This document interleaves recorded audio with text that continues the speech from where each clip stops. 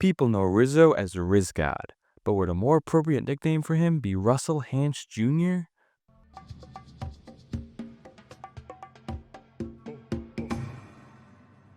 Welcome to Joe Island. Russell Hantz is one of the most notorious villains in Survivor history.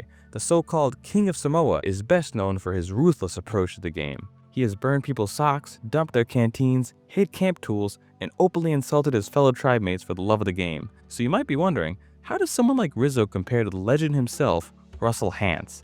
Let's get into it. Rizzo, aka Rizgod was a contestant on the most recent season of Survivor, Survivor 49. Just like Russell Hantz, he was one of the biggest characters of his season.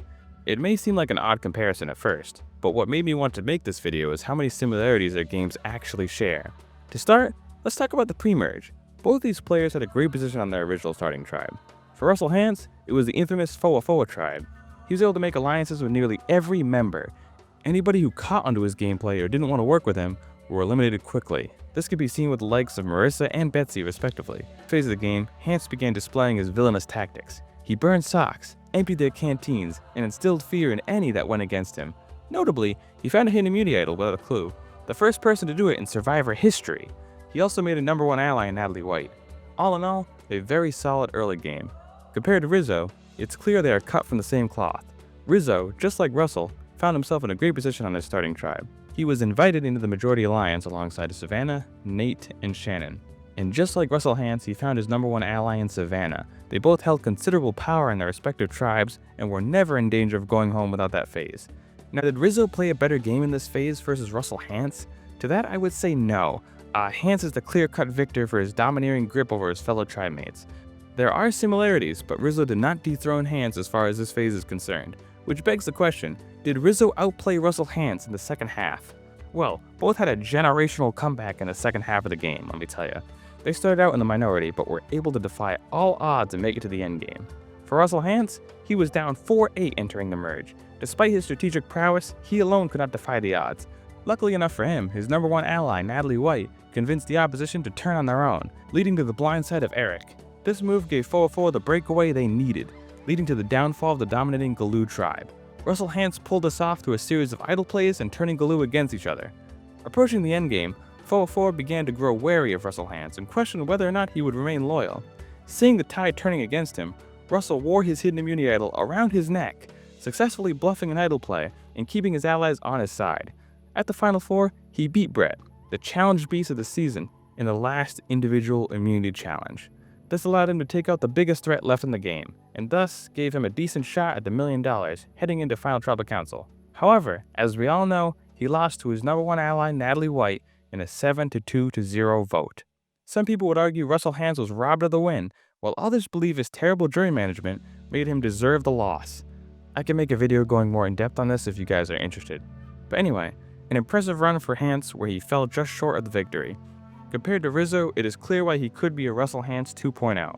If you want a deeper breakdown of Rizzo's season as a whole, I recommend checking out my Survivor 49 video. You can click the link in the top right hand corner to check it out. So anyway, Rizzo was down 3-7 starting out after his close ally Nate was blindsided. During the final 10, he's able to convince the split tribe to take out MC, fracturing the old Hina and forming the cracks that would cause their eventual demise. He was able to take out his other threats through a new tactic that he created, where he made his target a common enemy that the tribe could rally behind. Despite a target on his back, he wielded his idol defensively throughout the post-merge, threatening to potentially play it at practically every tribal council. His idol being public made it a very bold and effective strategy. To top it off, he successfully fooled everyone into thinking his idol expired at the final 6. This move is a direct mirror to Hantz's move at the final 7. This practically granted him immunity until the final 4. Similar to Russell Hantz, he lost $1 million to his #1 ally Savannah. For Russell, it happened at the vote. For him, he lost to her at the final 4 fire-making challenge. The similarities are striking, which makes you question who played the better post-merge game. I think Russell Hantz had a bigger resume than Rizzo, but his lack of jury management does tank his game to a certain degree. Jury management is arguably one of the most important aspects of the game. If you break Survivor down to its core, it is about taking a group of strangers, placing them on an island, and forcing them to vote people out. And at the end, the people who were voted out decide the winner. So with that framework in mind, it only really matters if you can convince the jury that you deserve to win. Now, a big resume will certainly help, don't get me wrong, but in my opinion, people are only going to vote for you if they respect you, like you, or they both respect and like you. and it is clear as day the Samoa jury felt neither way towards Russell. So you have to make sure they like you as a person, or at the very least respect you, because without one of those two things, you'll never win Survivor. Now the jury on Survivor 49 did not have the same disdain as the Samoa jury did to Russell, so Rizzo had by and large the better jury management between the two. While his antics could have been annoying to some, he had a great social game without a doubt, given the multitude of relationships he formed and the connections he had with people. He also never attacked anyone on a personal level, which greatly differs from Russell Hantz. He was not afraid to make things personal and get into unnecessary fights or squabbles. Rizzo could separate the game from reality, whereas for Russell, the game was his reality.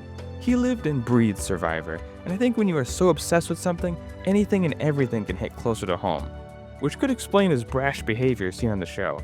And with that, it makes it difficult to tell who played the better game between the two. Hit the like button and let me know in the comments who you think played the better post-merge game.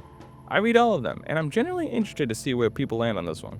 With that being said, let's take a step back and determine if these two really are as similar as they seem. Both of them held a position of power on their respective original tribes, forming a number one early in the game. Both mounted an incredible comeback in the post-merge, leading their allies from a minority position into a majority position through idle plays, idle bluffs, challenge wins, and turning the opposition against each other. But the most jarring comparison I haven't even mentioned yet is that both were invited back to the subsequent commemorative season that brought back legends of the game. Both of these seasons coincidentally included Colby, Coach, Stephanie LaGrossa, and Suri. These two seasons I'm referring to are, of course, Heroes vs. Villains and Survivor 50. These seasons are full of returnees who had no idea what the new person coming in had in store for them. Just like Russell Hantz, Rizzo enters season 50 with a clean slate, as no one was able to view his prior season to see how he played. Whether or not Rizzo can make a deep run as Russell Hantz did on Heroes vs. Villains remains to be seen. All in all, Rizzo and Russell are very similar in a variety of ways. That does beg the question, is Rizzo actually Russell Hantz 2.0? Based on the breakdown analysis, I have concluded, I really do not think he is. They may share similarities, but Rizzo is by no means an old school villain. He never stepped over the line that Russell would gladly step over time and time again. I mean, he burned people's socks for crying out loud. He had his own strategic reasons, of course, but above anything else, it showed us that there was no limit to what he was willing to do to win the $1 million. Rizzo may have been arrogant at times with his idle shenanigans, much to the annoyance of the jury, but he certainly never went so far as to destroy property or belittle people. So no, he misses the mark as far as becoming Russell Hantz Jr. I do think, however, that he is the evolved form of Russell Hantz. And hear me out. Love it or hate it, the new era brings a more positive vibe compared to the old era. This means players will generally lean in that direction as far as heroes and villains are concerned, so realistically speaking, there will never be another player like Russell Hantz. However, players like Rizzo can get close to the bullseye without ever actually hitting it. Rizzo may not be the successor, but he certainly is the closest we will ever get to seeing someone as invigorating as Russell Hantz. With that being said, I think they both have a lot they can learn from each other. For Russell Hantz, he needs to take some notes on the great social game that Rizzo had. Rizzo did not take things personally, did not get into unnecessary conflicts. He was level-headed and kept it cool throughout the game. A great example of this was after the Nate blindside. He texted Savannah and told her that they could not be bitter about what happened, and he showed that when he talked to Joanne. He did not assign blame to anyone, argue with anyone, or berate anyone. He kept his cool and moved forward in the game with all options open. His ability to look past the fog of war and down the stretch is what allowed him to orchestrate the blindsides he did during the post-merge. Hantz took the opposite approach, of course, losing his cool for the most ridiculous reasons. Had he played it cool like Rizzo, he could have stood a better chance at the Final Trump Council. Now I understand Hantz actually did make it to the end, which I have to hand it to him. This is in sharp contrast to Rizzo, of course, who lost in the Final Four Firemaking Challenge against Savannah. That's an area where Russell prevailed and Rizzo failed. Endgame execution. During Russell's season, he needed to beat Brett in the Final Four Immunity Challenge or his game was over. If Brett makes it to that Final Trump Council, he wins the game outright, against anyone he sits next to, including Russell. It was do or die, and Russell had no choice but to win. And he did. Russell delivered when his game was on the line. Rizzo did not. Had Rizzo won that Final Four Firemaking Challenge, he stood a great chance at winning the game. Instead, he failed and placed fourth. Both are strong competitors, but they lack the ability to win for fundamentally different reasons. Still, they are some of the best and most entertaining players I've ever seen in Survivor history, both easily cracking the top 20 in my opinion. And for that, they are some of my favorite contestants to date. So now, I'll throw it back to you. If you drop Russell Hantz into the new era, does he still dominate, or does his game fall apart? Let me know what you think in the comments. Hit the like button if you enjoyed this video, and subscribe for more Survivor content.